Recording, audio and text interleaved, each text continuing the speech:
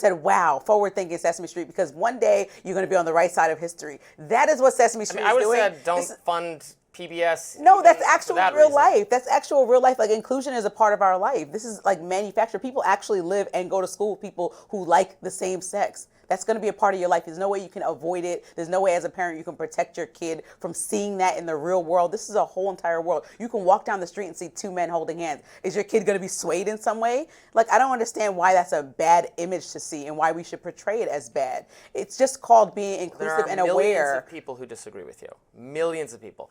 I'm not one of them. I'm not a social conservative at all. But this is how a lot of people feel. This is how religious conservatives feel. And they're not trying to force it on you. They're just saying they don't want their taxpayer dollars to have to pay for it. Just like I wouldn't want to pay for taxpayer advocacy speech of all sorts of things. Why don't we just leave people alone and you can have your liberal TV show where puppets, hold hands or whatever, and that's fine, and I don't have to pay for it, and other people have their puppet show. Like, nobody's asking you to subsidize VeggieTales or something. Like, it's just that's the religious inclusivity is not partisan. There's nothing about inclusivity that's partisan. It's teaching your kid how to be a better human by accepting and looking at other people that may not relate to them in any way and saying, okay, I still respect and see you. That's all. Not I want to be just like you. I just respect and see you. And that should be a principle that we teach all of our children. Religious conservatives don't.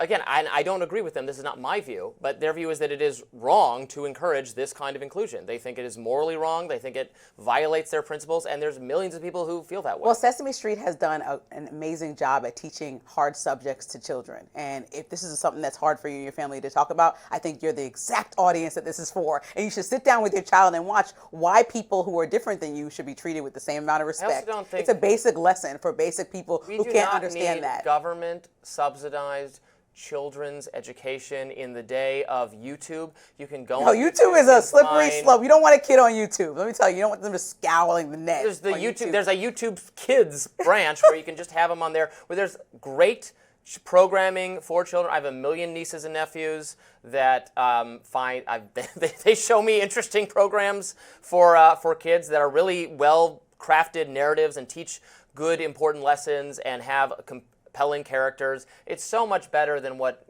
government puts together. There's a simple solution. If you don't like what you see, you can change the channel. You can do anything else. But you have to still pay for it?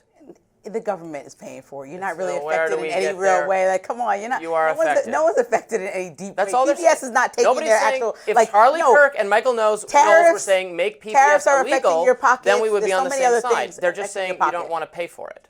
No, I think it's fine to teach kids how to be good people. We need more good people in this world, and then we wouldn't be in the situation we're in right now. That's a kind of a Mott and Bailey argument where you're saying it's just teaching kids to be good people when the actual message of it is not just be good people, but kids that you to be should aware accept, that there's different people than you, and that you should be accepting. No, just acknowledge that they should be treated with the same respect. You don't have to accept them. You don't have to put them in your life. You don't have to be one. You don't have to become a gay person. You can literally just let them be, see them, learn that this exists in the world, and move on. Well, I don't understand why that it's not. It's saying that it doesn't exist. I think their point is that they do not morally accept it. Well, we know that when you're not, when you're not aware of what real life looks like, and you learn some things that are in the textbook that sometimes probably should be revised and that are just showing one side of history, then people are usually put in a disadvantage, a disservice when they don't know. And so I think just making kids aware that there's people that exist, since maybe some people might stay in their bubbles of echo chamber, that it might be nice for your kid to see something that might look more reflective of the world around them. I could not more disagree. It's an echo chamber not to have any, they don't have any religious content on this program. They don't say this is what Christian people are like and what they believe. So it's entirely one-sided inclusion. Include me and my lifestyle and pay for it or else. Just leave Sesame Street alone. It's a kid's show. It's a kid's show. Up next on Rising, is Short King Spring officially out? We're going to get into that next.